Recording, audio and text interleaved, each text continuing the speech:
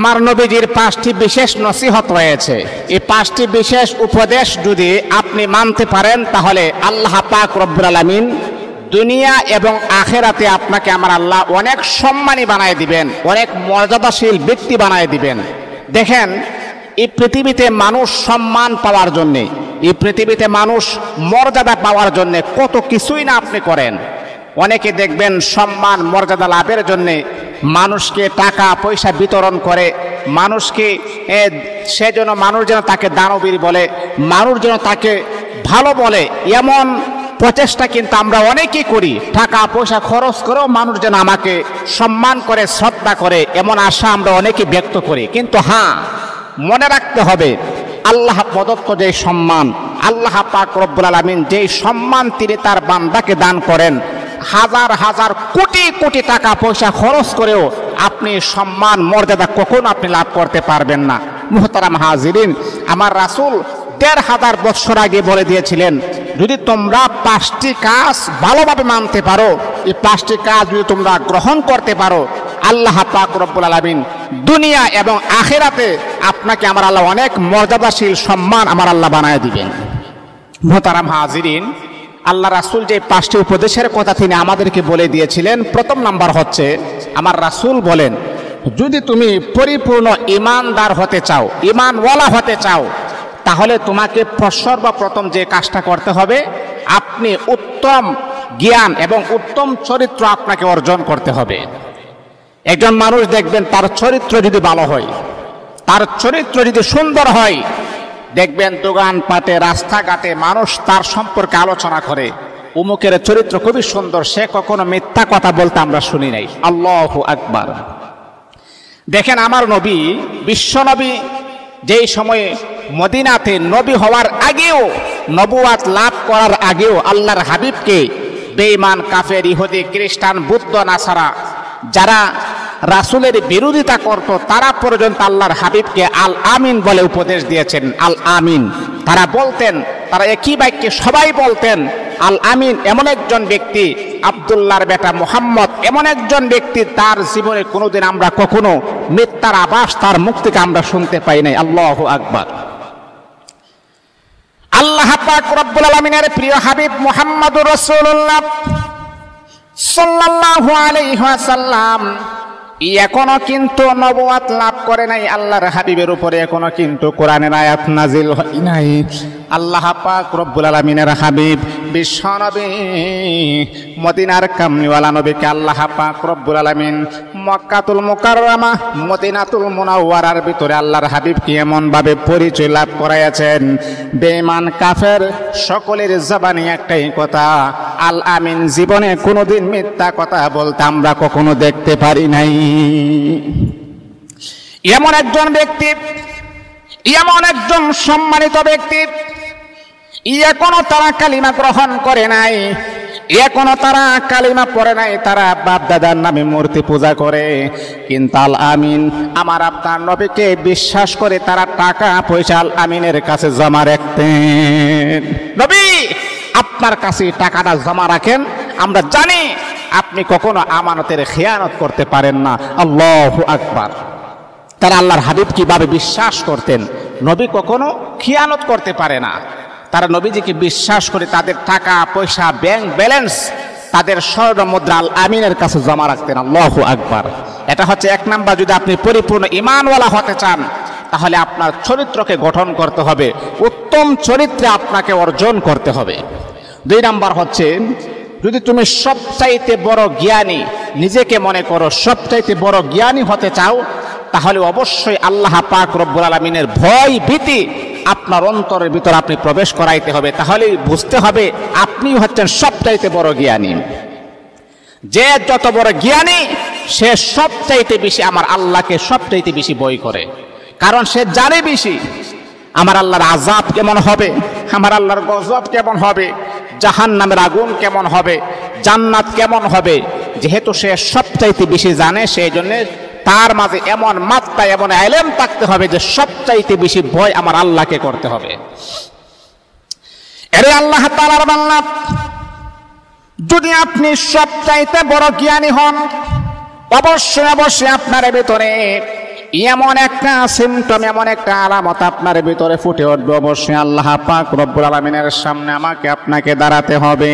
ও আল্লাহর বান্দা শোনো শোনো, যদি তুমি আল্লাহ পাক রব্বুল আলামিনকে ভয় করো, আল্লাহ পাকের আযাবকে যদি তুমি ভয় করো, আল্লাহর হাবিব বিশ্ব নবী মদিনার কামলিওয়ালা নবী বড় সুন্দর করে বলেন, যদি আল্লাহ তাআলার কোনো মুমিন বান্দা বান্দি আল্লাহ পাকের আযাবকে যদি কোনো ব্যক্তি ভয় করে, ওই ব্যক্তির দ্বারা কখনো গুনাহের কাজ প্রতিষ্ঠা লাভ করতে পারে না। যদি কোনো ব্যক্তি এমন চিন্তা করে কিয়ামতের ময়দানে আল্লাহ পাকের সামনে দাঁড়িয়ে আমাকে হিসাব দিতে হবে, কিয়ামতের মাঠে আল্লাহ পাকের সামনে দাঁড়িয়ে আমার গুনাহের কথা আল্লাহ পাকের সামনে আমাকে উপস্থাপন করতে হবে, কিভাবে আমি আমার গুনাহের কথা উপস্থাপন করব? আহারে নির্লজ্জ মানুষ, আল্লাহর হাবিব বলেন, যদি এমনটা কোনো ব্যক্তি বিশ্বাস করে আল্লাহ পাকের সামনে দাঁড়িয়ে আমাকে হিসাব দিতে হবে, আমার আল্লাহ যদি আমাকে আপনাকে প্রশ্ন করে, বান্দারে তোমাকে আমি কোন কাজে বানাইলাম, আর দুনিয়াতে গিয়ে তুমি কি করেছো? হে বান্দা, তোমাকে বানাইছি কোন কারণে, আর তুমি দুনিয়াতে গিয়ে করলা কি? আমার আল্লাহ যদি আমাকে এমন প্রশ্ন করে, তাহলে আমি উত্তরটা আমি কি দিব? এই জন্য মুহতারাম হাজিরিন, যদি আপনি পরিপূর্ণ জ্ঞানওয়ালা হতে চান, তাহলে আপনার ভিতরে 2 নাম্বার যে সিমটম, যে আলামতটা ফুটে উঠবে, সেটা হচ্ছে আল্লাহর ভয়ভীতি আপনার অন্তরে সবচাইতে বেশি কাজ করবে।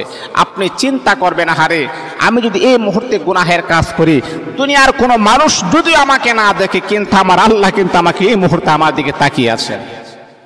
এই ভয়ভীতি যদি আপনার অন্তরে থাকে, তাহলে বুঝতে হবে আপনি কখনো গুনাহের কাজ করতে পারবেন না, আর আপনি হচ্ছেন সবচাইতে বড় জ্ঞানী।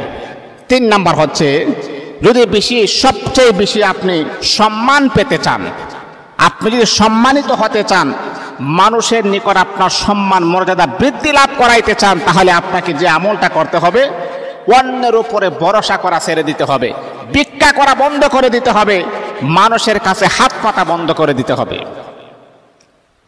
এই অভ্যাস আমাদের ভিতরে আছে না নাই? আমরা মানুষের উপরে ভরসা করি, অমুকে আমাকে টাকা দিবে, অমুকে আমাকে সহযোগিতা করবে না। যদি আপনি সম্মানিত হতে চান, যদি আপনি মানুষের কাছে মর্যাদাশীল ব্যক্তি হতে চান, তাহলে মানুষের কাছে হাত পাতা আপনাকে 100% বন্ধ করে দিতে হবে। মনে রাখতে হবে, মুসলমান বলল, কোন ইমানদার ব্যক্তি, কোন আল্লাহ পাক রব্বুল আলামিনের প্রিয় ব্যক্তি কখনো মানুষের উপরে ভরসা করতে পারে না, কখনো মানুষের উপর ডিফেন্স করে না। মুমিন চিন্তা করে, মানুষের কাছে কেন আমি ভরসা করব, মানুষের কাছে কেন আমি হাত পাতবো?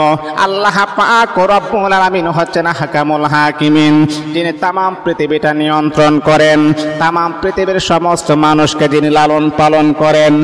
এমন নয় যারা রাজার রাজা, বাদশাহের বাদশাহ, তাদের বাদশাও কিন্তু আল্লাহ পাক রব্বুল আলামিন, তাদেরকেও আমার আল্লাহ লালন পালন করেন। কেন আমি মানুষের কাছে হাত পাতব? কেন আমি মানুষের উপরে ভরসা করব? মানুষ আপনাকে 1 দিন 2 দিন 3 দিন পর্যন্ত আপনাকে সহযোগিতা করবে, পরের দিন যদি আপনি খুঁজেন, মানুষ কিন্তু রাগ করবে, মানুষ কিন্তু অভিমান করবে। কিন্তু আল্লাহ পাক রব্বুল আলামিন এমন একজন রহমান, এমন একজন রহিম।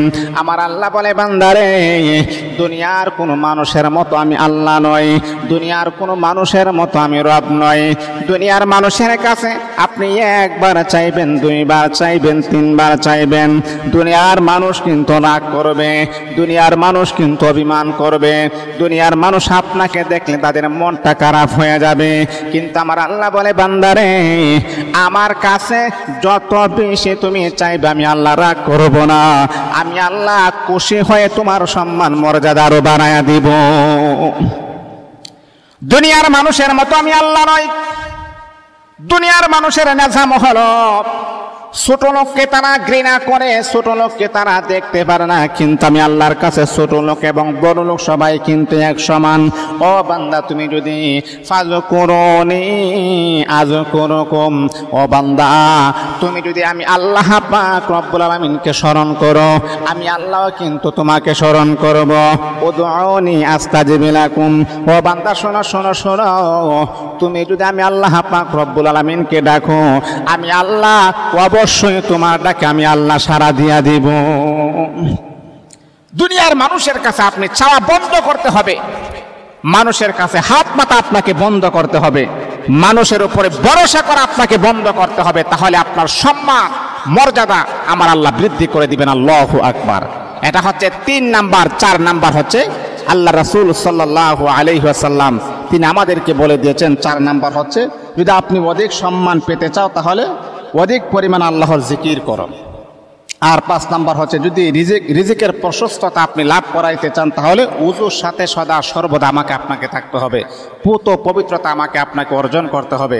পুত পবিত্রতা যদি অর্জন করেন তাহলে আল্লাহ পাক রব্বুল আলামিন রিজিকের প্রশস্ততা আমার আল্লাহ বৃদ্ধি করে দিবেন, রিজিক আমার আল্লাহ বাড়ায় দিবেন।